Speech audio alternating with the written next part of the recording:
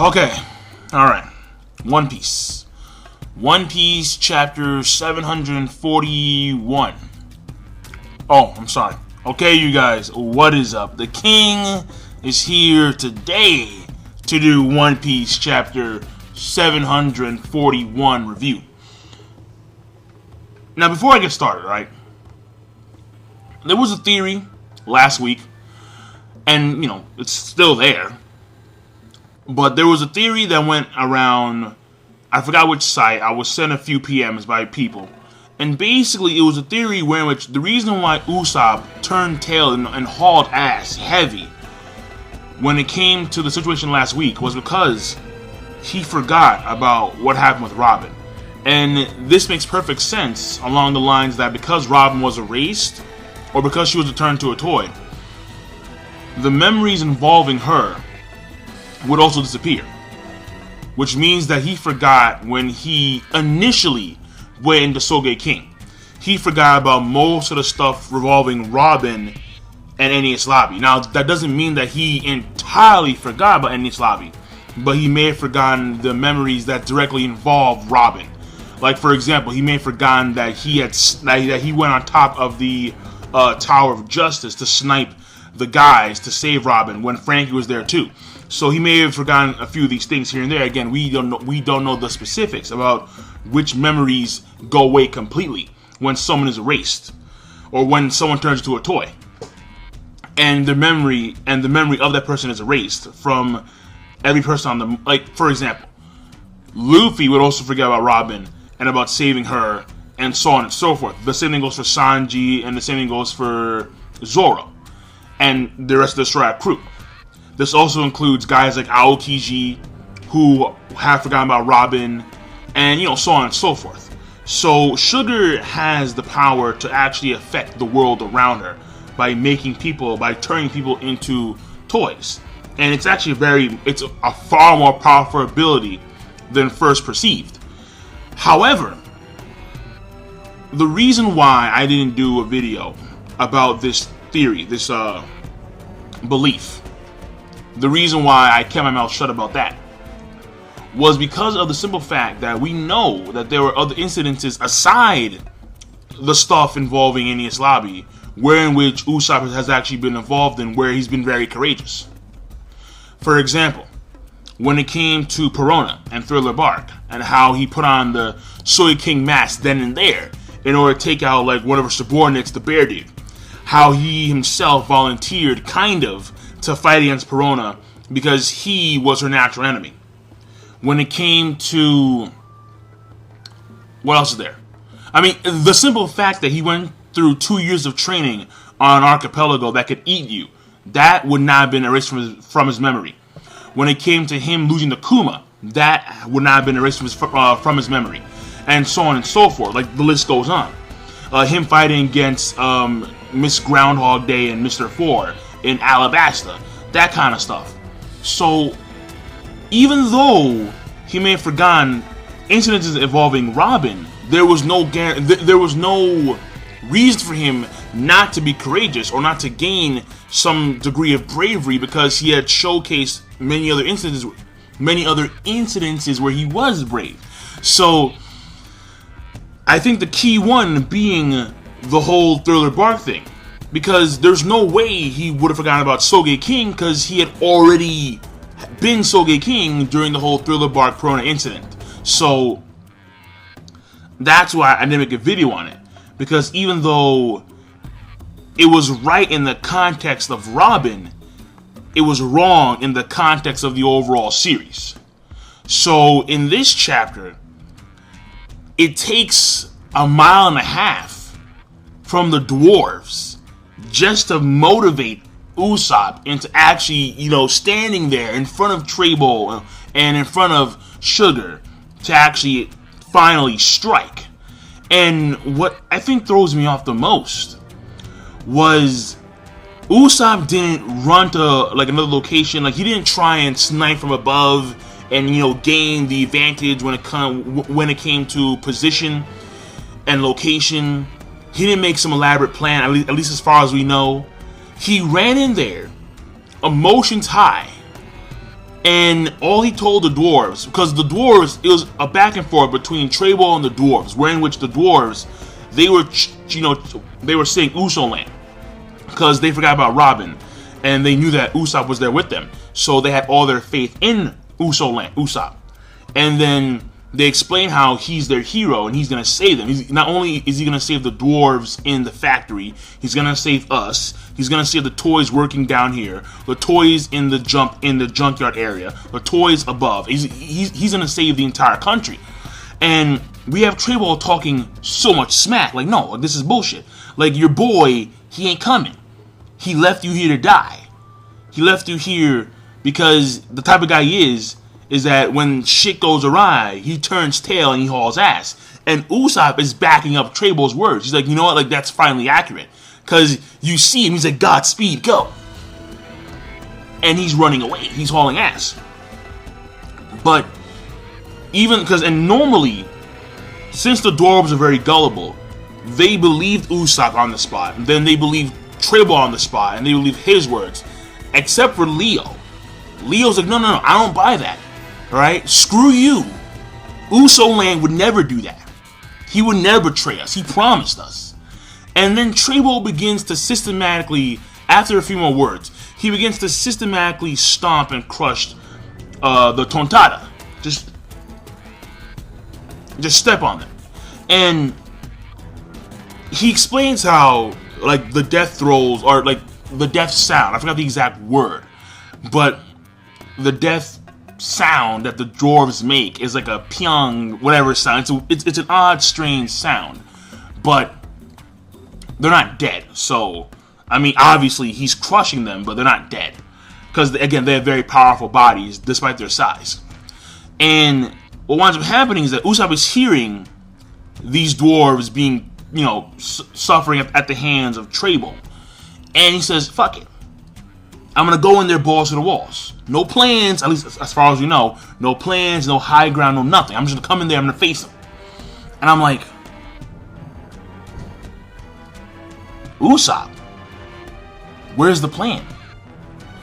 Where's the plan of action? Like, you would believe that there would be a plan of action so we could, actually succeed in beating Trey-Ball and the others. But Usopp goes there, balls to the walls, and then he has a speech of his own. And normally, I'm not big on speeches unless they're actually important to one's character development and to the story development and so on and so forth. And here, it's odd. It's a very odd situation because Usopp, what he does is that he explains how I'm a pirate. Okay? I lied. I fucked you guys over. I'm not a hero. I'm not your savior. I'm the sniper of the Straw Hat Pirates. My name makes crying kids shut up. So clearly, someone who is not perceived as heroic, and he's admitting this to you. He's admitting it to the toys there, to Trey-Ball and Sugar, to the dwarves, and he's explaining how I'm not the hero, but if I die, I will become your legendary hero. Through my death, I will be forever remembered in your eyes as a hero. And I want a statue built of me right next to Norland's statue. And I want it to be revered. So, let me go and find the actual dialogue because it's very fascinating. And I know, like, it's now on some like mock read-along shit right now, but whatever. Okay, so I got it right here, and so let me start right here. So we have Robin, and she's saying, Usopp, thank heavens. Then Robin, he's in front of Trey-Ball and Sugar and the dwarves, and then he says, "For crying out loud, you fools have way too much faith in me, damn dwarves." The dwarves respond, "What?" Then he says, "Everything they said is true," meaning what Trey-Ball just said is true. And what's very intriguing about this part is that what Trey-Ball said about Usopp's character is spot on. At least that's what Usopp thinks. But through Usopp's own actions, he is negating what Trey-Ball said about him. So in this sense, it's clear that actions speak louder than words, because even though what he said about Usopp in a character standpoint is sort of true, Usopp's own his own actions are negating what was said about him by Trable. And we continue. I ain't no damn hero. My name isn't Usoland. I'm the sniper of the Straw Hat crew. Hearing my name is enough to make a weeping child go silent. My name is Usopp. I am a pirate. And then we have some of the toys. And mind you that some of the toys there, they're actually like recent combatants in the Coliseum. So even though like there was one toy there who was working there in like this underground shipyard for like 8 years, some of the toys there are actually like very recent. So obviously when they hear the name Straw Hat Pirates, oh shit, like Straw Hat Pirates. And we continue. So we have Leo and the others, they're saying like, no, it can't be true, I don't believe it. And mind you, this is all after they backed up Usopp, despite the fact that Tribble was right there talking shit and he was crushing them. Now, we continue. On the next page, Leo says this: you might be a pirate, but you're still a hero, right? Usopp says this, and this is very intriguing. He says, no, that's what I've been telling you. Pirates are nothing more than pirates. Now, what's fascinating is that what he just said there contradicts his own dream. This is the same guy who's been fighting, who's been training to be a brave warrior of the sea.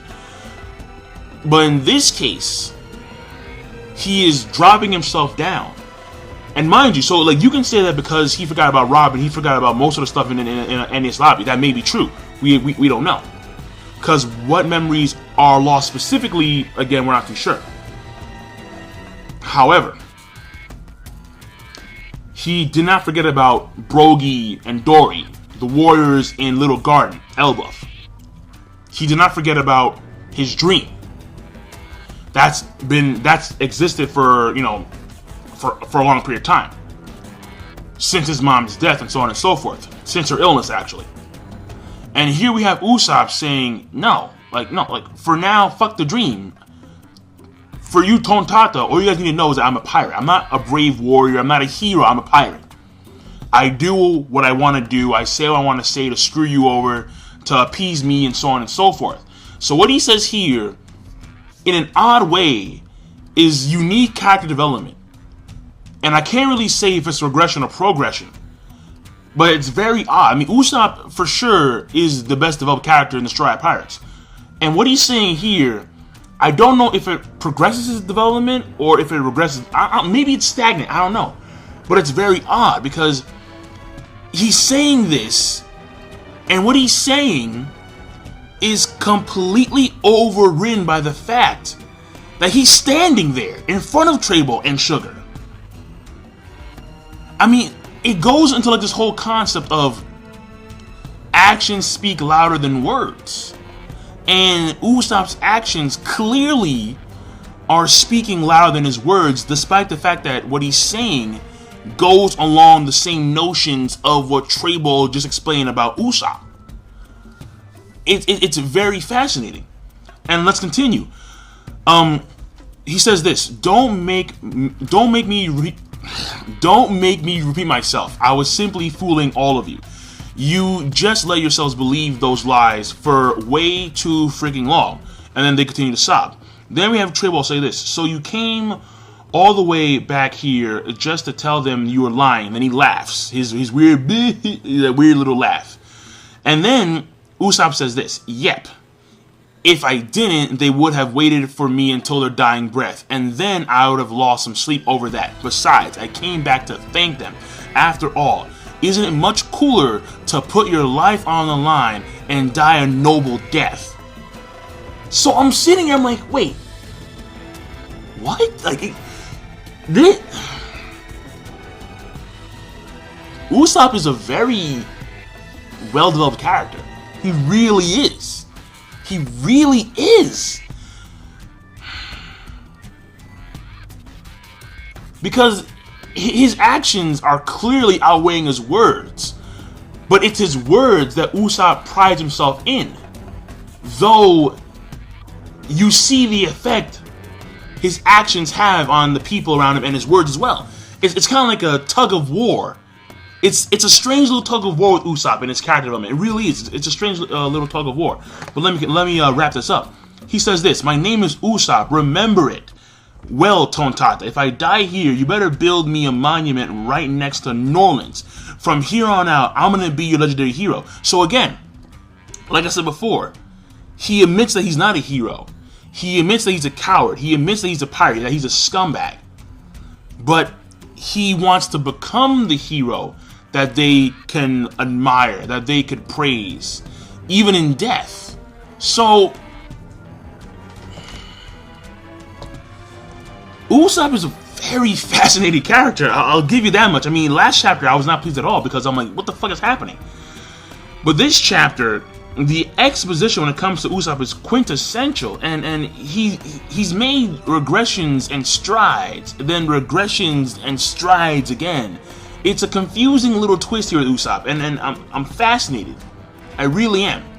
So, but I think that when you bear it down to its fundamentals, even though Usopp says all these things, the fact that he's there, standing in front of Trey Ball and Sugar, the fact that he can admit to himself and admit to others about his own flaws, the fact that he was able to tell the dwarves that if I die, make me into your hero, even though he forgot about Robin and the memories involving her, and the fact that Usopp has this dream and his actions are clearly backing up his dream, but his words, most of the time, they go against his dream. At its fundamentals, Usopp's actions speak louder than his words. Let me keep it at that. But Usopp is fucking, he's good, man. This dude is good. Shit. All right, but let's move on.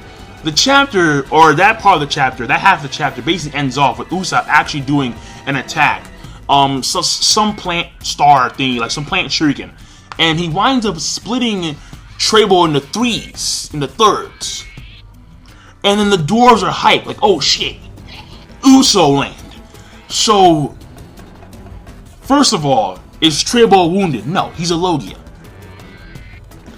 I thought he was a Paramecia? No, he's a Logia. Right? He's not getting cut into pieces. This is One Piece. The only way you can cut into pieces is that if you have a power that can bring back together, or if it's off screen, and it's not off screen.